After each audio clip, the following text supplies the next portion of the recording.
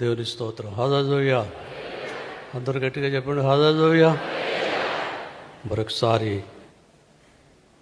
ఈ ఆగస్టు 16వ తారీఖు ప్రభు సన్నిధిలో మనం ఉండటం మనకెంతో ఆశీర్వాదం. దేవుని సన్నిధిలో ఒక నూతన పరచబడిన వారంగా ఆయన కొరకై ప్రత్యేకంగా ఎదురు చూస్తూ దేవుని వాక్యము నిమిత్తం హృదయాలను ప్రత్యేకంగా సిద్ధపరుచుకుందాం. ప్రభు మనతో అనేక విషయాలు మాట్లాడుతున్నారు, అవన్నీ కూడా జ్ఞాపకం చేసుకుందాం. అందరూ ఒకసారి నిలబడండి, అందరూ నిలబడదాం. ఒక కోరస్ పాడిన తర్వాత దేవుని వాక్యాన్ని మనం విందాము. మరొకసారి యేసునామమందు మనకు యేసునామమును ఉచ్చరింపగానే దురాత్మలను ఏమవుతున్నాయి? పారిపోతూ ఉన్నాయి. కాబట్టి మన నోరు ఎప్పుడు కూడా యేసు నామంతో నింపబడాలనేటువంటి మాట నేను గుర్తు చేస్తున్నాను. Right, get ready please. యేసునామమందు మనకు జయమున్నది. యేసునామమందు దురాత్మలే పోవును. యేసుని నామమందు నిలచిన ఎవ్వారు ఎదురవుదురు. యేసుని నామమందు నిలచిన ఎవ్వారు ఎదురవుదురు. మరలా యేసునామ అందరూ పడదాం. యేసునామమందు మనకు జయమున్నది. యేసునామమందు దురాత్మలే పోవును. యేసుని నామమందు నిలచిన ఎవ్వారు ఎదురవుదురు. యేసుని నామమందు నిలచిన ఎవ్వారు ఎదురవుదురు. In the name of Jesus, in the name of Jesus, we have the victory. Hallelujah. In the name of Jesus, through the blood of Jesus, Satan will have to flee. When we stand in the name of Jesus, tell me who can stand before. In the mighty name of Jesus, we have the victory. In the name of Jesus, we have the victory. Hallelujah. In the name of Jesus, through the blood of Jesus, we have the victory. When we stand in the name of Jesus, tell me who can stand before. In the mighty name of Jesus, we have the victory. Hallelujah. యేసు నామమందు మనకేముంది? విజయం. దురాత్మలు ఏమవుతున్నాయి? పారిపోతున్నాయి. Reinhard బాంకే అనే దైవ సేవకుడు నైజీరియాలో వాక్యం చెబుతున్నప్పుడు ఆయన మీద మంత్ర ప్రయోగాలు చేయడానికి వచ్చారు చాలామంది. In the name of Jesus అని చెప్పగానే వాళ్ళందరూ బోర్ద పడిపోయారట. అక్కడ యేసు నామంలో అత్యధికమైన ఏముంది? ఒక్కసారి నువ్వు గట్టిగా యేసు నామం చెప్తే దురాత్మలు పారిపోతున్నాయి, వ్యాధులు పారిపోతున్నాయి, సమస్యలన్నీ కూడా పారిపోతున్నాయి. సైతాను యేసు నామం ఉచ్చరించకుండా చేస్తాడు సార్. అది ప్రతి విషయంలో కూడా మన ప్రభువు నామాన్ని మరి ఉచ్చరించి ఆయన ఘనపరిచే వారంగా ఉన్నప్పుడు ప్రభు దీవిస్తారు. అది నిలబడి ఉంటుండగా దేవుని వాక్యం చదువుకుందాం. అపోస్తలుల కార్యముల గ్రంథము 28వ అధ్యాయము, దయచేసి మొదటి 10 వచనాలు మన మధ్య ఉన్నటువంటి సంఘ పెద్దలు బ్రదరు చిన్నబాబు బ్రదర్ చదువుతారు. ఒక వాక్యం ఆయన చదువుతారు, రెండో వాక్యం మనందరం చూద్దాం. అపోస్తలుల కార్యముల గ్రంథము 28వ అధ్యాయము మొదటి నుండి 10 వచనాలు దేవుని వాక్యాన్ని చదువుతాం. బైబిల్ తెరిచి చూడండి అందరూ కూడా. Open your Bible. ఆ వాక్యమును మరి అర్థం చేసుకుంటూ దేవుని కొరకు ముందుకు సాగిపోతాం. The book of Acts chapter 28 and verse 1 to 10. దేవుని వాక్యాన్ని చదువుకుందాం. అపోస్తల కార్యముల గ్రంథం 28వ అధ్యాయము 1 నుండి 6 వచనాలు. మేము తప్పించుకున్న తర్వాత ఆ దీపము మెలితే అని తెలుసుకొంటిమి.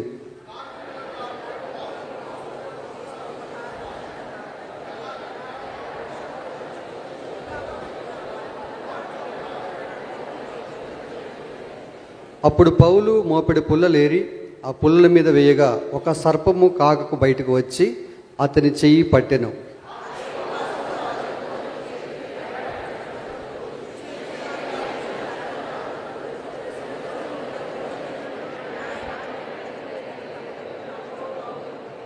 అప్పుడైతే ఆ విష జంతువును అగ్నిలో జాడించి వేసి ఏ హానియు పొందలేదు.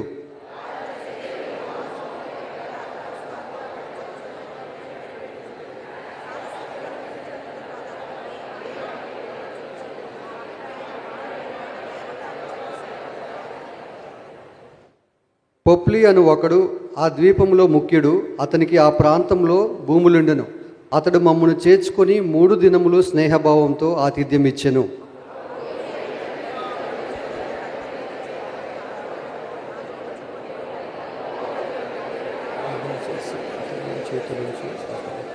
ఇది చూచి ఆ ద్వీపంలో ఉన్న కడమ రోగులు కూడా వచ్చి స్వస్థత పొందిరి. మేము వాడకి వెళ్ళినప్పుడు మాకు కావలసిన వస్తువులు తెచ్చి వాడలో ఉంచింది. దేవుడు తన పరిశుద్ధ వాక్యాన్ని దీవించాడు. తండ్రి, మీకు వందనములు. ఉదయకాలం చదవబడిన లేఖనముల నుండి మీరు మాతో మాట్లాడండి. సమస్త అంధకారమును బంధించి ఆత్మకార్యం జరిగించండి. యేసు పరిశుద్ధ నామంలో ప్రార్థిస్తున్నాము తండ్రి, ఆమెన్. అందరు గట్టిగా ఆమెన్ చెప్దాం. Please be seated. దయచేసి కూర్చోండి. వాక్యం వినేటప్పుడు జాగ్రత్తగా వినండి. సెల్ ఫోన్స్ అన్నీ మళ్ళీ ఒకసారి సైలెంట్లో పెట్టాలని నేను మీకు జ్ఞాపకం చేస్తున్నాను. అటు ఇటు తిరగొద్దు. కొద్ది సమయం దేవుని వాక్యాన్ని విందాం. అపోస్తలుల కార్యముల గ్రంథాన్ని మనం చదువుతూ ఉన్నప్పుడు మరి వాస్తవంగా చెప్పాలంటే అక్కడ దేవుని కార్యాలు ఎన్నో జరిగినట్లు మనం చూస్తాం. అపోస్తలుడైన పౌలు తన సువార్త ప్రయాణాలు 3 మిషనరీ జర్నీస్ ఆయన చేశారు. ఆయన చేసిన మిషనరీ జర్నీలో చివరి జర్నీ ఆయన మిలేతు అనే స్థలానికి వచ్చినట్లు వాక్యంలో ఉంది. దేవుని గ్రంథంలో అంతవరకు ఆయన వాడలో ప్రయాణం చేస్తూనే ఉన్నాడు. 276 మంది ఆ వాడలో ప్రయాణం చేస్తూ మధ్యధరా సముద్రంలో వారి ప్రయాణం కొనసాగుతున్నప్పుడు ఎన్నో ఆటుపోట్లు వచ్చినాయి, ప్రమాదాలు కలిగినాయి. అయితే ప్రభు ఆశ్చర్యకరంగా తన దాసుని, తన యొక్క దైవజనుని, మిగతా ఆయనతో ఉన్న వారిని కూడా తప్పించినట్లు, ప్రమాదం నుంచి రక్షించినట్లు దేవుని వాక్యంలో తేటగా మనం చూస్తాం. వాక్యం గమనించినట్లయితే ఆయన చెప్తున్నారు, మేము తప్పించుకున్న తర్వాత మేము ఆ ద్వీపం మెదితే అని తెలుసుకుంటుంది.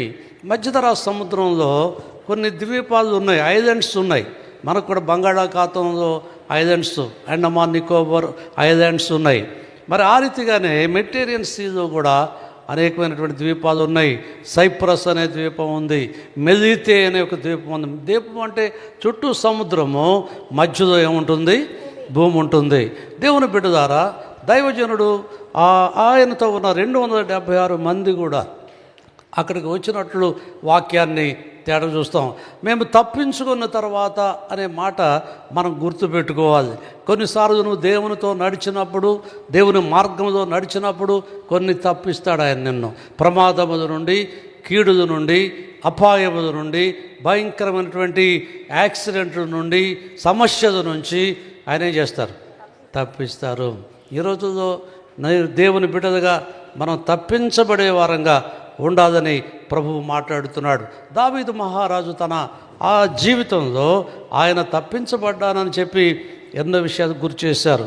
ఒకసారి 116వ కీర్తన దయచేసి 8వ వచనాన్ని చదువుకుందాం. బైబిల్ తెరిచి 116వ కీర్తన 8వ వచనం, మరణము నుండి నా ప్రాణమును, కన్నీళ్లు విడవకుండా నా కన్నీళ్లు కన్నులను, విడవకుండా నా కన్నీళ్లను, జారి పడకుండా నా జారి పాదములను పడకుండా నా పాదములను నీవు తప్పించి ఉన్నావు. నీవు తప్పించి ఉన్నావు. దేవుని స్తోత్రం చెప్దాం. హల్లెలూయా. దావీదు యొక్క అనుభవం ఏంటి? ఆయన తప్పించబడ్డానని చెప్పి ఆయన మాట్లాడుతున్నాడు. మరణము నుండి నా ప్రాణమును, కన్నీళ్లు విడవకుండా నా కన్నులు, జారి పడకుండా నా పాదములు ఏం చేసావు? నువ్వు తప్పించావు. దేవుని బిడ్డ ద్వారా ఈ రోజుల్లో మరి నిజంగా ప్రభు తన బిడ్డలైన వారిని మరణము నుండి తప్పిస్తూ ఉన్నాడు. దావీదును మరణము నుండి తప్పించినట్లుగా దేవుని వాక్యంలో చూస్తున్నాం. ఎన్నోసార్లు మరణము ఆయన ముందు నిలబడింది. సౌలు ఎన్నోసార్లు ఆయన తరుముతూ చంపడానికి ప్రయత్నం చేస్తూ ఉన్నప్పుడు ప్రభు ఆశ్చర్యకరంగా మరి దావీదును తప్పించాడనేటువంటి వాక్యాన్ని చూస్తున్నాం. మొట్టమొదటిగా మనం చూస్తే ఆయనను ఆ సౌలును భోజనానికి పిలిచి ఆ టేబుల్ దగ్గర ఉండగా ఈట విసిరాడు. అప్పుడు చంపివేయాలి. వాస్తవంగా ఎందుకు చంపాలనుకున్నాడు సౌలు? అసూయ చేత. దావీదుకు 10,000 జయములు అని చెప్పారు. ఆ యొక్క 6 మూరల జానెడు గొలియాతును చంపినప్పుడు దావీదుకు జయము జయమని 10,000 జయాలు పలికారు. సౌలుకి ఏంటి అన్నారు? 1000 జయాలు. ఏమండి, సంతోషించవచ్చు కదా, తనకు కూడా అన్నారు కదా. కానీ అక్కడే పుట్టింది అసూయ. అక్కడే దావీదు మీద విషపు చూపు నిలిపాను. ఏ చూపండి? కొంతమంది చూస్తే విషం, మాట్లాడితే విషం. ఏమండి, ప్రతి పరిస్థితిలో కూడా విషము. ఇది నాలో మనం చూసినట్లయితే విషపు చూపు నిలిపాడు సౌలు. దేవుని బిడ్డ గారు గమనించండి, నీ జీవితంలో ఎప్రిషియేషన్ చేయాల్సినటువంటి వాడు, మెచ్చుకోవాల్సినటువంటి వాడు దావీదు మీద అసూయ. అసూయ అనేది చాలా భయంకర పాపం. ఈ రోజుల్లో కూడా అసూయ పెరిగిపోతూ ఉంది. ఎవరైనా కొంచెం మంచిగా ఉండి క్షేమంగా ఉండి అభివృద్ధి చెందుతున్నారంటే ఎదుటివారు అసూయ పడుతున్నారు చాలామంది కూడా. అందుకే దేవుని వాక్యంలో ఒక మాట ఉంటుంది, బుద్ధి లేని వారు అసూయ వలన చచ్చెదరు అన్నాడు. అసూయ అనేది ఒక భయంకర జబ్బు. అప్పుడప్పుడు నేను చెప్తున్నా, హెచ్ఐవి కంటే, క్యాన్సర్ కంటే భయంకరమైన కరోనా కంటే భయంకర వ్యాధి ఏంటి? అసూయ. దేవుని వాక్యంలో నీ హృదయంలో ప్రేమ ఉండాలి తప్ప, నీ హృదయంలో ఇతరులను ప్రేమించే మనసు ఉండాలి తప్ప ఏం చేయకూడదు? అసూయపడదు. దైవ గ్రంథంలో అసూయపడ్డారు చాలామంది. ఆదికాండం 30వ అధ్యాయం 1వ వచనం మనం చదివినప్పుడు రాహేలు తన అక్క యందు అసూయపడి, చూడండి వాక్యం చూడండి, 30వ అధ్యాయం 1వ వచనం. రాహేలు తాను యాకోబునకు పిల్లలు కనకపోవడం చూచి తన అక్క యందు అసూయపడి యాకోబుతో నాకు గర్భఫలము నిమ్ము లేని ఎడల చచ్చెదను. ఏమండి, అసూయ అనేది ఆమె పెరిగిపోయింది. ఎవరైంది అసూయ? అక్క యందు అసూయ. ఈరోజు కుటుంబాల్లో కూడా అసూయ, అన్న మీద అసూయ, తల్లిదండ్రుల మీద అసూయ. ఎంత భయంకర దినాల్లో మనం జీవిస్తున్నాం ఈరోజు. రాహేలు జీవితంలో అక్క యందు ఎందుకు అసూయపడింది? లేయాకు బిడ్డలు కలుగుతూ ఉన్నారు, రాహేలుకు పిల్లలు. యాకోబుతో పోరాడుతూ ఉంది, నాకు గర్భఫలమేమో చాచారు. ఆయన అంటున్నాడు, గర్భఫలం ఏమిటని? దేవుడా ఏంటి? గర్భఫలము యెహోవా ఇచ్చు, అది బహుమానం, అది దేవుడు ఇవ్వాలి. పెద్దవాడు ఒక మాట చెప్తుంటారు, దేవుడు ఇస్తేనంట దయ్యం కూడా కంటదట. దయ్యాలు కట్టడం చూసాము ఎక్కడన్నా మనం, సామెత. ఇవ్వాలి ఆయన. దాని కొరకు నువ్వు ప్రార్థన చేయాలి, దేవుని దగ్గర పోరాడు. అందుకని అక్క యాకోబుతో పోరాడుతుంది. కొంతమంది స్త్రీలు ఉంటారండి, ప్రతిదానికి పోరాటమే. చిన్న చిన్న విషయాలకు పోరాడతారు భర్తతో. కాబట్టి చిన్న చిన్న విషయాలు కూడా పోరాడుతూ ఉంటారు. దేవుని వాక్యంలో అసూయ వలన రాహేలు జీవితంలో చెప్పండి, తన జీవితంలో ఎంతో నష్టపోయింది. ఆ తర్వాత పరిస్థితులు మనం ఆలోచన చేస్తే రాహేలు పశ్చాత్తాపడి ప్రభు దగ్గర మొరపెట్టుకుంది. దేవుని సన్నిధిలో కన్నీరు కార్చి ప్రార్థన చేసినప్పుడు దేవుడు ప్రభువారు రాహేలుకి 2 కుమారులను ఇచ్చాడు. దేవుని స్తోత్రం. యోసేపు బెన్యామీనును ప్రభు ఇచ్చాడు. ఈ మధ్యాహ్న సమయం ఉదయ కాలంలో నువ్వు ప్రార్థన చేయాలి, దానికి ప్రతి దాని కొరకు దేవుని దగ్గర నువ్వు జవాబు పొందడానికి పోరాడాలి. ప్రభువుతో, మనుషులతో పోరాడటం కాదు. అసూయపడ్డాడు సౌలు. అసూయపడి దావీదును చంపడానికి ఎన్నోసార్లు ప్రయత్నం చేశాడు. ఒకసారి దావీదు గారు ఒక మాట చెప్పాడు, మరణమునకును నాకును ఒక అడుగు మాత్రమే ఉన్నది. సమూయేలు మొదటి గ్రంథం 20వ అధ్యాయం చూడండి. ఆయన మాట్లాడిన మాటలో యోనాతానుతో చెప్తూ ఉన్నాడు దావీదు. 20వ అధ్యాయము సమూయేలు మొదటి గ్రంథము 7వ వచనం చదువుకుందాము. యెహోవా జీవముతోడు, యెహోవా జీవముతోడు, నీ జీవముతోడు, నిజముగా నాకును మరణమునకును అడుగు మాత్రం ఉన్నదని. ఎంత ఉందండి? అడుగు మాత్రం. ఎంత ఉంది? అడుగు మాత్రమే ఉంది. మరణానికి నాకు ఒక అడుగు మాత్రమే ఉంది. మరి అడుగు ఉన్న మరణం వచ్చిందా దావీదుకి? రాలేదు. మరణానికి దావీదుకి మధ్యలో ప్రభు నిలబడ్డాడు. దేవునికి స్తోత్రం. అడ్డు గోడగా నిలబడ్డాడు ప్రభు అక్కడ. అందుకే దావీదు మరణము నుండి ఏం చేయబడ్డాడు? తప్పించబడ్డాడు. మరణం అనేది ఒక శత్రువు, కడపటి శత్రువు అన్నాడు దేవుని వాక్యంలో. ఈ మరణం ఎప్పుడు వస్తుందో తెలియదు. అయితే దేవుని సన్నిధిలో నువ్వు ప్రార్థన చేస్తున్నప్పుడు మరణమును నుండి ఏం చేస్తాడు ఆయన? తప్పించడు. మరణము 2 రకాలు. ఒకటి శరీర మరణము, రెండవది ఆత్మ మరణము. మానవునికి 2 మరణాలు ఉన్నాయి. ఒకటి శారీరక మరణము, రెండవది ఏంటి? ప్రభు అన్నారు దావీదుతో, ఆ పండు తిను దినమున నీవు చచ్చెదవు. చచ్చిపోయాడా? ఆదాము పండు తిన్నప్పుడు చనిపోయాడండి. ఆ తర్వాత 930 సంవత్సరాలు బతికాడు ఆదాము. మరి దేవుడు అబద్ధం చెప్పాడా? ప్రభు అబద్ధం ఆడాడా? వాస్తవంగా చెప్పాలంటే నిజమైన ఆదాము ఆ రోజే చనిపోయాడు. నువ్వు చనిపోయావు అంటే అర్థం ఏంటి? శరీరం కాదు. ఏం చనిపోయింది? మనిషిలో ఆత్మ విలువైంది. ఆత్మ విలువైంది. ఈ ఆత్మను గురించి ఎప్పుడైనా నువ్వు ఆలోచన చేస్తున్నావా? నీ ఆత్మ రక్షణ కొరకు ప్రార్థన చేస్తున్నావా? మన శరీరం కొరకు ప్రార్థన చేసుకుంటున్నాం. శరీర సౌఖ్యం కొరకు ప్రార్థన చేస్తున్నాం. దీనికి కావాల్సిన తిండి కొరకు ప్రార్థన చేస్తున్నాం. గృహం కొరకు ప్రార్థన చేస్తున్నాం. వస్త్రాల కొరకు ప్రార్థన చేస్తున్నాం. కానీ ప్రభువా నా ఆత్మను రక్షించు అని ప్రార్థన చేసావు ఎప్పుడైనా? ఆదాములో ఉన్న ఆత్మ ఆ రోజు ఏమైపోయింది? చనిపోయింది.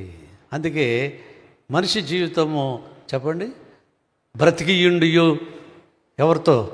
చచ్చిన వారితో సమానం. మానవ జీవితాన్ని ఒక మాటలో చెప్తాను. మనిషి జీవితం ఒక బ్రతికిన మనిషి ఒక చచ్చిన మనిషిని మోసుకెళ్తా ఉన్నాడు. శరీరం బ్రతికుంది, ఆత్మ ఏమైంది? చచ్చిపోయింది. పూర్వం సోవియట్ యూనియన్గా ఉన్నప్పుడు రష్యా చాలా దేశాలు ఉండేవి సోవియట్ యూనియన్లో. ఆ రోజు ఎవరైనా ఒక హత్య చేస్తే, నరహత్య చేసినటువంటి వారికి ఒక శిక్ష వేసేవాడు. ఇప్పుడు హత్య చేసిన వాడికి సెంట్రల్ జైల్లో లైఫ్ అనే శిక్ష వేస్తున్నారు, మర్డర్ చేసిన వారికి. కానీ అప్పుడు అది కాదు. ఎవరైతే ఒక వ్యక్తి ఇంకొక వ్యక్తిని చంపుతాడో ఆ చంపబడిన వ్యక్తిని ఈ చంపిన వ్యక్తికి వేసి కట్టేసేవాళ్ళు. నేనంటే జాగ్రత్తగా నిద్రపోతున్నారు కొంతమంది. ఉదయాన్నే నిద్ర ఎట్లా వస్తున్నది? ఈసారి నిద్రపోవడం వెనకాల కూర్చోవాలి. జాగ్రత్త వినండి. చచ్చిపోయినటువంటి వ్యక్తిని కట్టేవాళ్ళు. కట్టి తీసుకెళ్ళి ఎక్కడో సైబీరియా అనే ప్రాంతంలో విడిచిపెట్టేసేవాడు, దూర ప్రాంతం. ఈ బ్రతికిన వాడు తాను బ్రతికినంతకాలం దేన్ని మోయాలా? ఎవరైతే చంపాడో ఆ డెడ్ బాడీని మోసుకుంటూ వెళ్ళాలి. కళ్ళు తెరిస్తే ఏం కనపడుతుంది వాడికి? ఆ శవమే కనపడుతుంది అన్నాడు. రోజు రోజుకి ఆ శవము దుర్వాసన కొడుతూ ఉండేది. బాగా వెయిట్ పెరిగిపోతూ ఉండేది. డెడ్ బాడీ వెయిట్ పెరిగిపోతుంది. ఏమండి, ఆ వాసన భరించదాక ఆ ప్రాంతాల్లో తిరుగుతూ అతడు కేకలు వేసి చివరికి అతను కూడా చనిపోయేవాడు. అదే పనిష్మెంట్. అంటే బ్రతికిన మనిషి ఒక చచ్చిన మనిషిని మోసుకెళ్తున్నాడు. ఎంతకాలం మోస్తాడు? నీ ఆత్మ చనిపోయింది దేవుని దృష్టిలో, కానీ శరీరంలో బ్రతుకుతున్నావు అంతే. మరి ఆత్మకు జీవం వద్దా? ఆత్మకు జీవం వద్దా? మరి ఎక్కడుందా జీవం? శరీరానికి ప్రాణం ఎక్కడుంది? ఎక్కడుంది ప్రాణం? గుండెలో ఉందా? రక్తంలో ఉంది. ఆరోగ్యకరమైనటువంటి వాళ్ళలో వైద్యశాస్త్రం చెబుతుంది, వినండి, 7 లీటర్ల రక్తం ఉంటుందట. నీకు 7 లీటర్ల రక్తం ఉంటే నువ్వు ఆరోగ్యంగా ఉన్నట్లే. కొంతమందిలో రక్తహీనత, హెమోగ్లోబిన్ తగ్గిపోతూ ఉంటుంది, చాలా తగ్గిపోతుంది హెమోగ్లోబిన్, రక్తహీనత వచ్చేసి చివరికి అనారోగ్యాలు. ఆత్మకు జీవం ఎక్కడుంది? యేసు ప్రభువులో ఉంది. దేవునికి స్తోత్రం. యోహాను సువార్త 1వ అధ్యాయంలో ఉంటుంది, ఆయనలో జీవం ఉండెను, అది మనుషులకు వచ్చి వెలుగై ఉండెను. ఎవరిలో జీవం ఉంది? నీ ఆత్మకు జీవం ఎక్కడుంది? యేసు ప్రభువులో. నువ్వు యేసు ప్రభువును అంగీకరించి రక్షణ పొందితే నీ ఆత్మ ఏమవుతుంది? జీవిస్తావు. దావీదు జీవితంలో మరణము నుండి నా ప్రాణమును ఆయన తప్పించాడు. 2వ మాట చెప్తున్నాడు, కన్నీళ్లు విడవకుండా నా కన్నులను తప్పించావు ప్రభు. కన్నీరు అనేది ఈనాడు ఎవరిని చూసినా కన్నీరే, ఏ కుటుంబంలో చూసినా కన్నీరే. సమస్యలు, ఎవరితో చెప్పుకోదని బాధలు, దుఃఖము ఈనాడు మనుషులను వెళ్తూ ఉంది. దావీదు జీవితంలో కూడా కన్నీరు వచ్చింది. ఆయన కన్నీరు లోక సంబంధంగా కాదు, ఆయన దేవుని సన్నిధిలో కన్నీటితో ప్రభువును వెతికాడు. ఆయన దేవుని వెతికేటువంటి మనసు ఉంది. అయితే కొన్నిసార్లు కొన్ని శ్రమలు, కష్టాలు మనకి కన్నీరు తెప్పిస్తూ ఉంటాయి. మరి కన్నీరు నీ జీవితంలోంచి ప్రభు తప్పించాలి. అందుకే బైబిల్ చూసినప్పుడు మన దుఃఖమును, మన విచారాన్ని కొట్టివేయడానికి యేసు ప్రభు ఈ లోకానికి వచ్చాడు. మరి కన్నీరు విడవకుండా నీ కన్నులు, కొంతమంది ఎప్పుడు ఏడుస్తూనే ఉంటారు, ఎప్పుడు బాధపడుతూనే ఉంటారు. దేవుని బిడ్డ ద్వారా గమనించండి, నీ కన్నీటిని తుడిచేవాడు ఎవరు? యేసు ప్రభువారు. ప్రభువు నీ కన్నీటిని తుడుస్తాడు. హిజ్కియా మరణకర రోగం వచ్చినప్పుడు గోడతోటి తిరిగి ప్రార్థన చేశాడు, ప్రభువా నన్ను జ్ఞాపకం చేసుకో అన్నాడు. నువ్వు చనిపోతున్నావయ్యా, నీళ్ళు చక్కబెట్టుకో అని యెషయా ప్రవక్త చెప్పినప్పుడు హిజ్కియా గారు చెప్పండి ఎక్కడికి పరిగెత్తలేదు. ఐశ్వర్యవంతుడు, ధనం ఉంది, సైన్యం ఉంది ఆయనకి. ఆయన గోడ వైపు తిరిగి ఏం చేశాడు? నీళ్ళు చక్కబెట్టుకోవాలి. నువ్వు చనిపోయే ముందు, చనిపోతున్నావు నువ్వు, జీవ మరణములు ప్రభు చేతిలో ఉన్నాయి. నువ్వు చనిపోతావంటే చచ్చిపోతావు, బ్రతుకుతావంటే బ్రతుకుతావు, అంతే. దేవుని బిడ్డ ద్వారా నువ్వు బ్రతకాలి, జీవాన్ని పొందాలి. అందుకే వాక్యం మనం చూసినప్పుడు హిజ్కియా కన్నీరు ప్రభువు చూశాడు. కన్నీటి ప్రార్థన. కొంతమంది ప్రార్థన చేయమంటే పెదవులు ప్రార్థన చేస్తారు, చెదక బతుకుతారు. ఎప్పుడైనా హృదయం తెరవబడిందా ప్రభువు దగ్గర? పశ్చాత్తాపంతో ఎప్పుడైనా ప్రార్థన చేసావా? కన్నీటితో ప్రార్థన చేసావా? దైవ చిత్తానుసారమైన దుఃఖము రక్షణార్థమైన మారు మనసు వస్తుంది. మారు మనసు రావాలంటే ఏ దుఃఖం రావాలి నీకు? కొంతమంది దుఃఖం, తోడుకోడలు తిట్టిందని దుఃఖం, భర్త ఏదో అన్నాడని దుఃఖం, భార్య ఏదో అనిందని దుఃఖం. దుఃఖపడకూడదు. దేవుని సన్నిధిలో ప్రార్థన చేయాలి. నేను మచిలీపట్నంలో కొంతకాలం ఉద్యోగం చేశాను. నేను విజయవాడ నుంచి డిప్యుటేషన్ మీద వెళ్ళి మచిలీపట్నంలో నోబుల్ కాలేజీ అక్కడ ఉంటుంది. అయితే ఆ నోబుల్ కాలేజీలో హై స్కూల్లో ఒక టీచర్ పనిచేస్తుంటాడు. భార్య కూడా టీచరే. భర్త ప్రభువుని నమ్ముకున్నాడు, రక్షణ పొందాడు, ప్రార్థన చేసేవాడు ఎప్పుడు కూడా. భార్య ప్రార్థన చేసేది కాదు, సినిమాలకు షికారులకు తిరుగుతూ ఉండేది. కనీసం తన శాలరీ ఎంతో కూడా చెప్పేది కదా భర్తకి. అయినా అడగలేదు అతను ఎప్పుడు కూడా. ఏమండి, అన్నిసార్లు బ్రతిమలాడేవాడు. దేవుని మందిరానికి రా, ప్రభు రక్షిస్తాడు, నిన్ను విమోచిస్తాడని చెప్తే వినేది కాదు. ఏమండి, ఎంత భయంకరమైన స్థితి అంటే ఆ భర్తను చాలా హింస పెట్టేది. భోజనం పెట్టి ఆ భోజనంలో కిరోసిన్ పోసేది. భోజనం పెట్టినట్టు ఉండాలి, అతడు తినకూడదు. అంత హింస. కొంతమంది ఉంటారండి కుటుంబాల్లో, అందరూ నన్ను చెప్పట్లేదు, హింస పెట్టేవాళ్ళు. భార్యను హింసించేవాళ్ళు, తల్లిదండ్రులను హింసించేవాళ్ళు. అయితే ఆ కిరోసిన్ పోస్తే వెళ్ళిపోయి ఏమనేవాడు కాదు అతను. మంగినపూడి అని ఒక రేవు ఉంటుంది మచిలీపట్నంలో, అది సముద్రం బీచ్ ఉంటుంది అక్కడ. ఆ బీచ్లోకి వెళ్ళి ఇసుకలోకి వెళ్ళి ప్రార్థన చేసేవాడు, మోకాళ్ళు వేసి ప్రార్థన. ప్రభా నా భార్యను మార్చండి, విడుదల దయచేయండి ప్రభా అని కన్నీరు కార్చి ప్రార్థన. అందుకు కన్నీరు. దేనికి కన్నీరు? అన్నం పెట్టలేదని కన్నీరు కాదు, తన భార్య మార్పు కొరకు ప్రార్థన చేశాడు. దాదాపు సంవత్సర కాలం ఎవరి స్కూల్ అయిపోగానే వెళ్ళిపోయి ఆ ఇసుకలో మోకాళ్ళు వేసి ప్రార్థన చేస్తే దేవుడు అద్భుతంగా ఒకరోజు ఆమెను మార్చాడు. దేవునికి స్తోత్రం. ఒక మీటింగ్ జరుగుతున్నప్పుడు ఎవరో చెప్పారు, ఆమెను తీసుకొచ్చారు మీటింగ్కి. దేవుడు అద్భుతంగా ఆ మీటింగ్లోనే తన భర్త కాళ్ళ మీద పడిపోయి ఏడ్చి క్షమాపణ కోరుకుంది. ఆ తర్వాత అద్భుతంగా మారింది ఆమె. వాళ్ళిద్దరూ ఆ తర్వాత దేవుని సేవ చేశారు. దేవునికి స్తోత్రం. ఆయన కన్నీరు దేని కొరకు? భార్య రక్షణ కొరకు. నువ్వు ఎప్పుడైనా కన్నీరుతో ప్రార్థన చేశావా? భక్తుడైన ఇర్మియా గారు కన్నీరు గార్చాడు ఎన్నోసార్లు. ఆయన కన్నీరు లోక సంబంధంగా కాదు. ఇర్మియా గ్రంథము 9వ అధ్యాయం మొదటి వచనం వాక్యాన్ని చదువుకుందాం. 9వ అధ్యాయం మొదటి వచనం చూడండి. నా జనుల్లో హతమైన వారిని గూర్చి నేను దివారాత్రము కన్నీరు విడిచినట్లు నా తల జలమయముగాను, నా కన్నులు నా తల జలమయముగాను, నా కన్ను కన్నీళ్ల ఓటగాను ఉండునుగాక. నా యొక్క తల ఎలా చేయాలి ప్రభువా?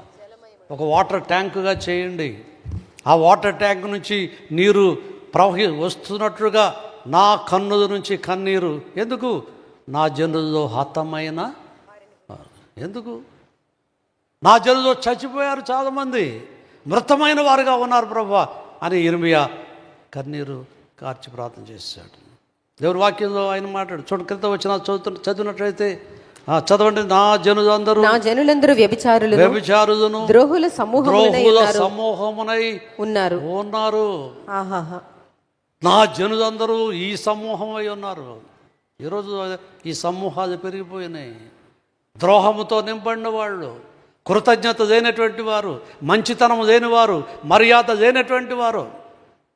నా జనులందరూ వ్యభిచారుల సమూహము. అందుకే ఇర్మియా ఏడ్చాడు వారందరి గురు. అందుకే ఇర్మియా అని ఒక మాట అంటారు, విలాప ప్రవక్త. ఏ ప్రవక్త? ఏడ్చే ప్రవక్త అంట. ఆయన ఎప్పుడు నవ్వినట్లు లేదు బైబిల్లో. ఆయన ఏడ్చాడండి ప్రభు దగ్గర. దేవుని సన్నిధిలో నువ్వు ఆ విధంగా ఉంటున్నావా? లోక సంబంధమైన కన్నీరు నువ్వు ఏదుతుందా? అనేకసార్లు కన్నీరు విడవకుండా నా కన్నులు ఏం చేసావు? తప్పించావు ప్రభువా. దేవుని బిడ్డలో కన్నీరు లేదు ఇప్పుడు. ఎప్పుడు ఆనందమే. దేవునికి స్తోత్రం. ఎల్లప్పుడు చెప్పండి, ఎల్లప్పుడు ఏంటి? ఆనందం.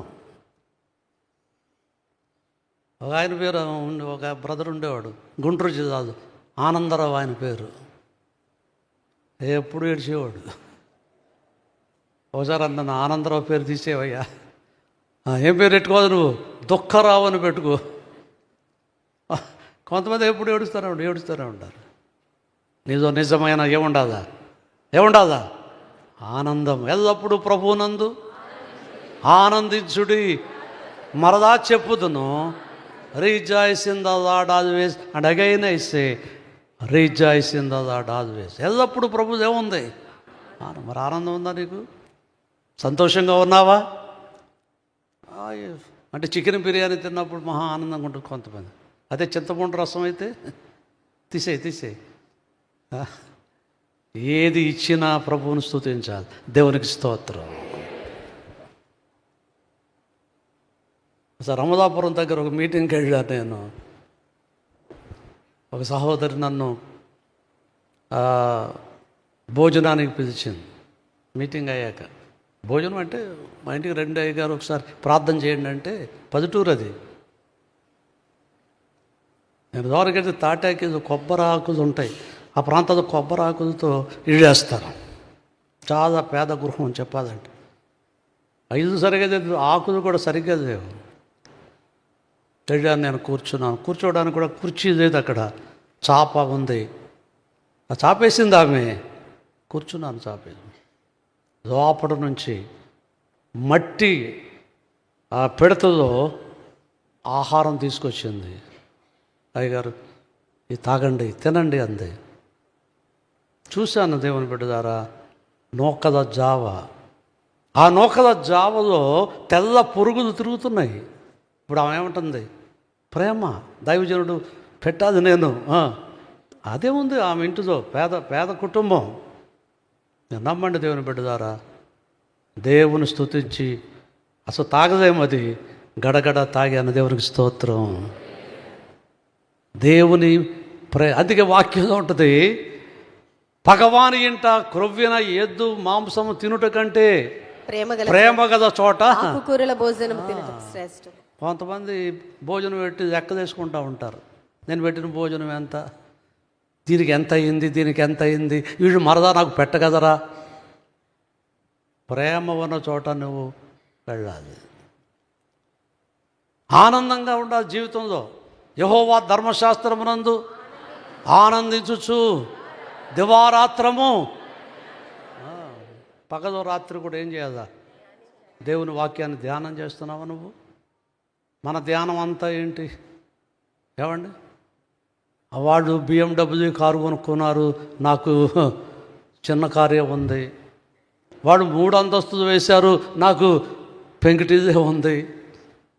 వాళ్ళేమో కంచి ధర్మవరం పట్టు చీర 10,000 రూపాయలు చీర కొనుక్కున్నారు, నేను ఎప్పుడు ఈ కాటన్ చీరే. మన ఆలోచన ఎప్పుడు, మన ధ్యానం ఇవేనా?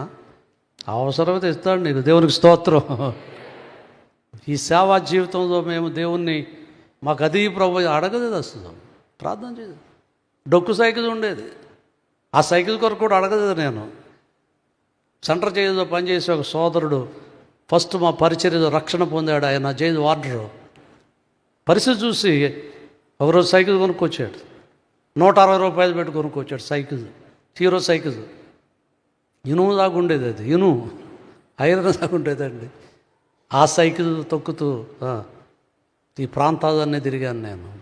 సీతానగరం, ఇటు కొవ్వూరు దాటి, ఇటు వేమగిరి, దౌడేశ్వరం ఇవన్నీ దాటి రావులపాలెం సైకిల్ మీదే. నేను ఒక్కనే కదా, మరి వెనకాల ఒకరిని ఎక్కించుకో. ఏమండి? దేవుని చిత్తము కొరకు ప్రార్థన చేసి ఏ సమయానికి ఏది కావాలో ఆయన గుర్తించాడు, అంతే. అడగక్కర్లేదండి ఆయన్ని. ప్రభు దగ్గర నువ్వు ప్రార్థన చేస్తున్నప్పుడు నీ అవసరాలు ఏం చేస్తాడు ఆయన? తీర్చేటువంటి దేవుడు. ఏ సమయానికి ఏది కావాలో నీకు. ఇస్సాకు పెళ్ళి అయినప్పుడు ఇస్సాకు అడిగాడు దేవుణ్ణి. ఇస్సాకు ప్రార్థన చేశాడు, నాకు పెళ్ళి కావాలి ప్రభు, నాకు పెళ్ళి కావాలి ప్రభు అన్నాడా? ఒక టైం వచ్చింది, దేవుని కార్యము ఇస్సాకు పట్ల ఏమైంది? రేపొక కనెక్ట్ అయింది. ఎవరికి? అంతమంది ఎప్పుడో చూసుకున్నారు వాళ్ళు. ఇస్సాకు రేపొక చూసుకున్నారు ఎప్పుడైనా వాళ్ళిద్దరు? మొన్న పెళ్లి చేస్తూ ఒక అబ్బాయిని అడిగారు, పెళ్లి కొడుకుని, ఈ అమ్మాయిని ఎప్పుడైనా చూసావా? ఎన్నిసార్లు చూసావన్నా? 10 సార్లు చూశాను అన్నాడు. ఇప్పుడు 10 సార్లు కాదు, 20 సార్లు చూస్తారు. చూడటమే తప్పేం కాదు, కానీ అది దేవుని చిత్తమా కాదా అని గుర్తించాలి. నీకు సమయం వచ్చినప్పుడు దేవుడు తన కార్యాన్ని ఏం చేస్తాడు? నెరవేరుస్తాడు. నెరవేర్చేటువంటి దేవుడు దేవుని బిడ్డ ద్వారా. అందుకే ఆనందంతో నింపైనటువంటి దేవుడు ఆయన. సంతోషాన్ని ఇచ్చేటువంటి దేవుడు. సంతోషం ఉందా నిజంగా నీకు? యోబు గ్రంథంలో ఒక మాట ఉంటుంది, ఆయన చదవడానికి టైం లేదు. వారు సంపాదించిన ఆస్తి కొలది వారికి ఏమి లేదంట? సంతోషం. వారు సంపాదించిన ఆస్తి కొలది వారికి సంతోషం ఉండదు. లోకంలో ఆస్తులు నీకు సంతోషాన్ని ఇవ్వవు, స్నేహితులు నీకు సంతోషాన్ని ఇవ్వరు, బంధువులు నీకు సంతోషం ఇవ్వరు. ఎవరిస్తారు సంతోషం? ప్రభు ఇచ్చేదే గొప్ప ఆనందం అనేటువంటి మాట దేవుని వాక్యంలో తేట చూస్తాం. అందుకే కన్నీళ్ళు విడవకుండా నా కన్నులను. 3వ విషయం చెప్తున్నాడు, జారి పడకుండా నా పాదాలు ఏం చేస్తావు? తప్పించావు. నేను కొంతమంది జారిపోతూ ఉంటారు. వాష్రూమ్లో జారిపోయి కాళ్ళు ఇరుక్కు కొట్టుకున్న వాళ్ళు చాలామంది ఉన్నారు. కొన్నిసార్లు పడిపోతూ ఉంటారు, వాళ్ళు జారిపోతారు. లోకం ఒక జారుడు బండ, నువ్వు జాగ్రత్తగా నడవాలి. నువ్వు జాగ్రత్తగా నడవకపోతే ఎక్కడో నువ్వు పడిపోతావు. 40వ కీర్తనలో దావీదు గారు అంటాడు, నాశనకరమైన గుంటలో నుండి, జిగటగల దొంగ ఊపి నుండి ఆయన నన్ను పైకెత్తెను, నా పాదములు బండ మీద నిలిపి ఏం చేశాడు? నా అడుగులు స్థిరపరిచాను. పాదాలు ఎక్కడ పెట్టాడు ఆయన? దావీదు పాదాలు ఎక్కడ పెట్టాడు ప్రభు? బండ మీద నిలిపాడు. ఏంటి ఆ బండ? ఆ బండ క్రీస్తే. యేసయ్య మీద నువ్వు నిలబడినప్పుడు నువ్వెన్నడూ ఏం చేయవు, నీ అడుగులను స్థిరపరిచేటువంటి గొప్ప దేవుడు, నీ పాదాలను స్థిరపరిచేటువంటి గొప్ప దేవుడు, జారిపోకుండా ఆయన తప్పించేటువంటి దేవుడుగా ఆయన కనబడుతూ ఉన్నాడు. ఈనాడు నీ అడుగులు ఎక్కడికి వెళ్తూ ఉన్నాయి? ఎక్కడికి మన అడుగులు పరిగెత్తూ ఉన్నాయి? దేవుని బిడ్డ ద్వారా మన అడుగులు ప్రభు వైపుగా వెళ్ళేవిగా ఉండాలని ప్రభు మాట్లాడుతూ ఉన్నాడు. అనేక మంది ఏమండి పిల్లలు చిన్నప్పుడు తప్పటడుగులు వేస్తారు. సంవత్సరం వచ్చిన తర్వాత కొంచెం ఆ అడుగులు ఏం చేస్తారు? వేస్తూ పడిపోతూ ఉంటారు వాళ్ళు. తప్పటడుగులు. వయసు వచ్చాక, యవ్వన కాలం వచ్చాక తప్పుటడుగులు వేస్తారు. తప్పుటడుగు వేస్తారు, అది పర్వాలేదు పిల్లలు. కానీ వయసు వచ్చాక నువ్వు తప్పుటడుగు వేస్తున్నావు. నీ అడుగులు సరిగా ఉండాలి. ఇంగ్లాండ్ దేశంలో ఒక ఆర్మీలో ఒక ఉన్నత ఉద్యోగం చేసే ఒక వ్యక్తి లండన్లో ఉండేవాడు. అతని పేరు థామస్. క్రైస్తవుడే, కానీ భయంకర త్రాగుబోతు అతను. ఎప్పుడు జ్ఞాపకం వస్తే అప్పుడు తాగేవాడు. అతనికి భార్య చనిపోయింది, 12 సంవత్సరాల కుమార్తె ఉంది. ఆ కుమార్తె తండ్రి అంటే చాలా ప్రేమ, ఈయన కూడా కుమార్తె అంటే చాలా ప్రేమ, కానీ భయంకరంగా త్రాగేవాడు. ఒక్కోసారి త్రాగి ఇంటికి వచ్చేవాడు. సాధారణంగా ఇంగ్లాండ్ దేశం వాటిని చలి దేశం, భయంకర చలి. శీతాకాలం అయితే మనం ఉండదు, మైనస్ దాటిపోద్ది, -డిగ్రీలకు వెళ్ళిపోద్ది. ఒకరోజు ఆయన ఇంటిలో వచ్చాడు, త్రాగే వచ్చాడు. సరే పండుకున్నాడు. తన ప్రక్కనే తన కుమార్తె కూడా పండుకునేది. మధ్యరాత్రిలో లేచి మరలా త్రాగాదని అనిపించి ఆ బార్ షాప్కి వెళ్తా ఉన్నాడు. ఆ చలిలో భయంకర చలి, మైనస్ దాటిపోయింది చలి, విపరీతం చలి. వెళ్తూ ఉన్నాడు.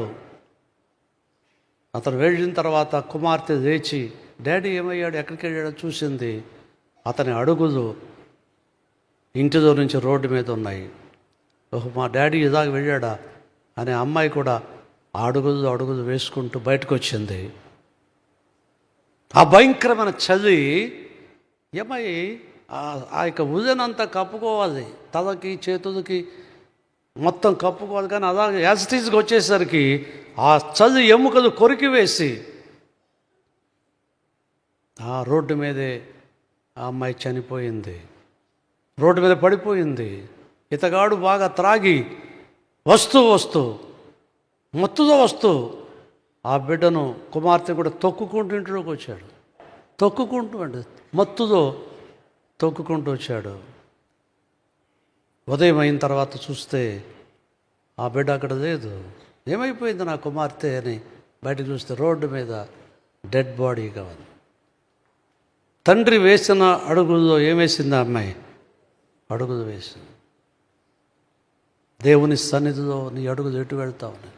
ఒక త్రాగుబోతుగా, ఒక భయంకర వ్యక్తిగా జీవిస్తూ ఉంటే, నీ జీవితంలో మోసం, అక్రమం నడుస్తూ ఉంటే, చెడు సాంగత్యంలో, వ్యసనాలు జీవిస్తే నీ పిల్లలు కూడా అడుగు చేస్తారు దాంట్లో. ఏమండి, మా నాన్నగారు బాగా త్రాగితే నేను కూడా అప్పుడప్పుడు తాగేవాడిని. అప్పుడప్పుడు అంటే అంత పెద్ద త్రాగిపోతున్న అవుతుంది, కానీ ఆయన తాగేటప్పుడు నేను కొంచెం తాగుతూ ఉండేవాడిని. దేవుని బిడ్డ ద్వారా గమనించండి, నీ అడుగులు ఎక్కడికి వెళ్తున్నాయి? మన అడుగులు ఎక్కడికి వెళ్ళాలి? యోబు గ్రంథం 31 అధ్యాయము 27వ వచనంలో యోబు గారు ఒక మాట చెప్తున్నాడు, చూడండి. యోబు గ్రంథం 31:27 మాట ఉంది.